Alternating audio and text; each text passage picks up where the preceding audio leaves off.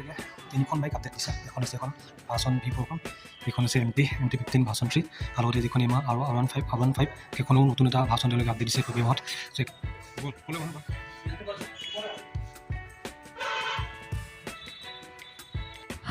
তো স্বাগতম সকলোকে আজি ভিডিঅ'টোলৈ। যেতিয়া মানুহৰ মনৰ আশাতে যেতিয়া পূৰণ হ'ব যায় ন, বা মানুহে ভাবি থকা যেতিয়া এটা আশা বা এটা সপোন যেতিয়া পূৰণ হ'ব যায়, তো তেতিয়া বুকুখন অকণ ধপধপ কৰে। তো আজিও ধৰি লওক মোৰ বুকুখন অকণ তেনেকৈ ধপধপ কৰি আছে।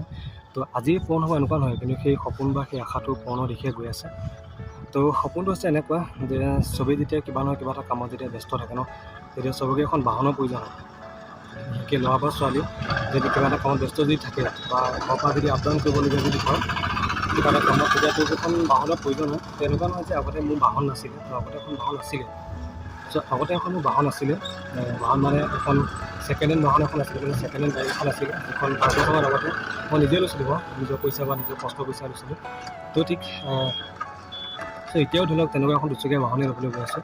এতিয়া যিখন ল'ম ধৰি লওক এখন কোনো ছেকেণ্ড হেণ্ড নহয়, এখন ধৰি লওক ডিলাৰৰ পৰা ফাৰ্ষ্ট হেণ্ডে ল'ম, আৰু সেইখনো ধৰি লওক নিজৰ কষ্টই উপাৰ্জন কৰা ধৰণে ল'বলৈ গৈ আছে। সেই গাড়ীখন চাবলৈকে গৈ আছোঁ এতিয়া ডিলাৰলৈ। তো আজিয়ে লোৱা হয়নে কাইলৈ লোৱা হয়, ভিডিঅ'টো চাই থাকিলে গম পাব। আৰু কিমান কি দাম সম্পূৰ্ণ এতিয়ালৈকে আমি গম পোৱা নাইকিয়া। তো তাত গ'লেহে গোটেই কথাখিনি গম পাম যে বাইকখনৰ দামটো কিমান হ'ব, কেনেকুৱা কি হ'ব। তো আপোনালোকে যদি ভিডিঅ'টো চাই থাকিলে গোটেইখিনি কথা গম পাব যে কি বাইক ল'ম, কেনেকুৱা বাইক ল'ম। ভিডিঅ'ত অৱশ্যে যিখন বাইক ল'বলৈ গৈ আছোঁ সেইখন বাইক মোৰ সপোনৰ বাইক নাছিলে বাৰু। এইখন বাইকখন আছিলে যে সপোনৰ বাইকখন এখন বেলেগেই আছিলে, আপোনালোকে স্কুলত দেখা পাইছিল। সেইখনে হৈছে সপোনৰ বাইক, কিন্তু বাইকখন ল'ব নোৱাৰিলে কিবা কিছুমান বিশেষ কাৰণে। এতিয়া সেই কোম্পেনীয়ে আমি লৈ আছোঁ। গতিকে ভিডিঅ'টো চাই থাকক, চাই থাকিলে গোটেইখিনি কথা গম পাব কি বাইক কেনেকুৱা বাইক ল'ব লাগি আছে।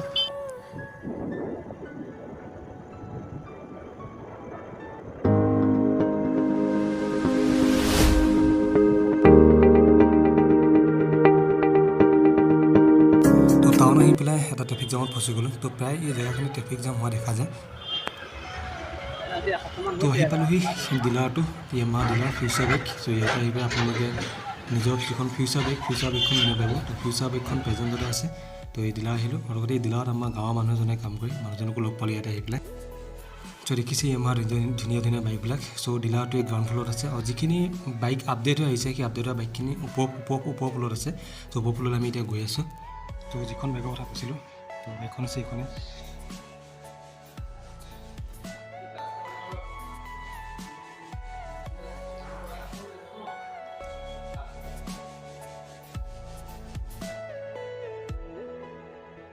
তো যিখন বাইক এতিয়া ল'ম বুলি ভাবিছোঁ সেই বাইকখন হৈছে এইখনেই, য়ামাহা FZS V4, তাত ভাৰ্চন 4। তো FZSৰ ভাৰ্চন 4 বুলি 3D ল'ব লগা আছে। আৰু লগতে আগতে যিখন VT আছিলে, VTখনতকৈ ইয়াৰ যিটো মিটাৰটো অলপমান আপগ্ৰেড কৰিলে। আগতে মিটাৰটো সৰু আছিলে, এতিয়া এইটো এখন মিটাৰটো ডাঙৰ কৰি MT-15 মিটাৰ লগাই দিলে।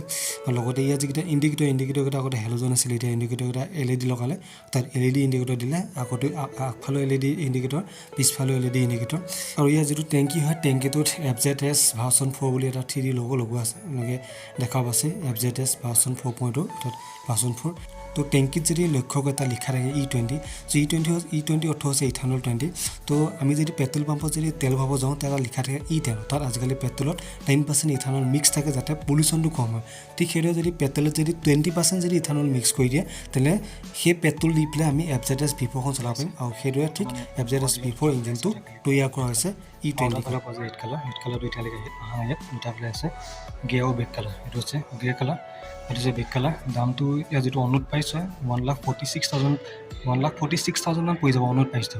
বাকী টেপগাৰ্ড যদি লগোৱা যায়, তেনেকৈ ধৰি লওক এক্সট্ৰা কিবা বস্তু লগাব গ'লে টেপগাৰ্ডৰ খুলি চিট কভাৰ গোটেইখিনি মিলি পেলাই 2,000 মান টকা চাগে এক্সট্ৰা যাব। বা ইয়াত আপোনাৰ নিয়েৰেষ্ট প্ৰায় 1,50,000 মান পৰি যাব এখন বাইক, যদি আপোনাৰ ডাইৰেক্ট কভাৰ লগাই পেলাই টেপগাৰ্ড লগাই পেলাই যদি ইয়াৰ পৰা নিব যদি বিচাৰে।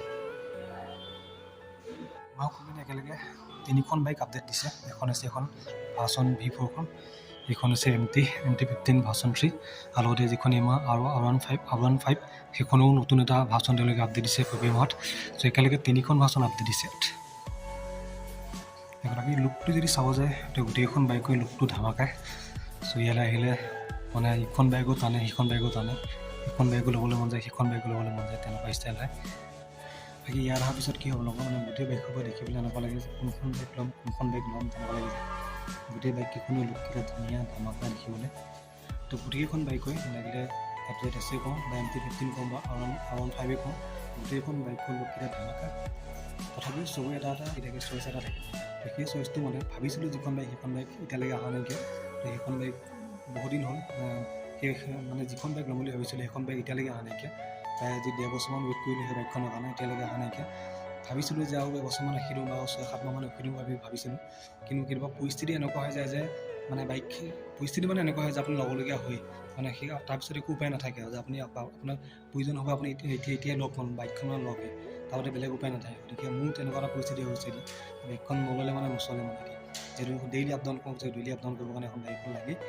এতিয়া সেইকাৰণে ধৰি লওক বেলেগৰ স্কুটি হওক বা বেলেগৰ বাইকেটো সদায়তো লৈ থাকিব নোৱাৰি, সেইকাৰণে বাধ্য কৰিবলৈ ল'বলগীয়া হয়। কিন্তু সপোনৰ বাইকখন আছিল বেলেগ বাইকখন। তো পিছে পৰ যদি কেতিয়াবা দেখা যায়, যদি আহে কেতিয়াবা ল'বলৈ চেষ্টা কৰিব। তো এতিয়া লৈ আছোঁ Yamaha FZS ভাৰ্চন 4খন। আজি নলওঁ, আজি গোটেইখিনি কথা পাতি যাওঁ, কিমান কি ডাউন পে'মেণ্ট দিলে কিমান কি হ'ব, গোটেইখিনি কথা ইয়াত আলোচনা কৰি যাওঁ ফাইনেন্সৰ মানুহৰ সৈতে। ফাইনেন্সৰ মানুহবিলাক ক'বলৈ গ'ল নাইকিয়া কোনো এতিয়া, তো ৰখি আছোঁ তেওঁলোকৰ কাৰণে। বাকী তেওঁলোক অহালৈ চাওঁ কি হয়। এই কথা পতা হৈ গ'ল ফাইনেন্সৰ লগত। 50,000 টকা যদি ডাউন পে'মেণ্ট দিওঁ তেনেহ'লে প্ৰায় 3.5 মানকৈ আহিব, আৰু 60 বা 65 মান যদি দিওঁ তেনেহ'লে প্ৰায় 3,000 মানকৈ আহিব। 3,000তকৈ অকণ কম বেছি হ'ব পাৰে। আৰু বাকী এনেই গাড়ীটো ইয়াৰ পৰা ওলাব 47,000 ওলাই যায়, আৰু 45 বা 47,000 ডাউন পে'মেণ্ট যদি দিওঁ সেই গাড়ীটো ইয়াৰ পৰা ওলাই যাব। বাকী ঘৰটো আলোচনা কৰি ল'লোঁ, আৰু যদি চব ঠিক ঠাকেই হয় তেনেহ'লে কাইলৈ চাগে বাইকখন আহিব। তেওঁলোক আজি ভিডিঅ'টো ইমানতে কৰিছোঁ।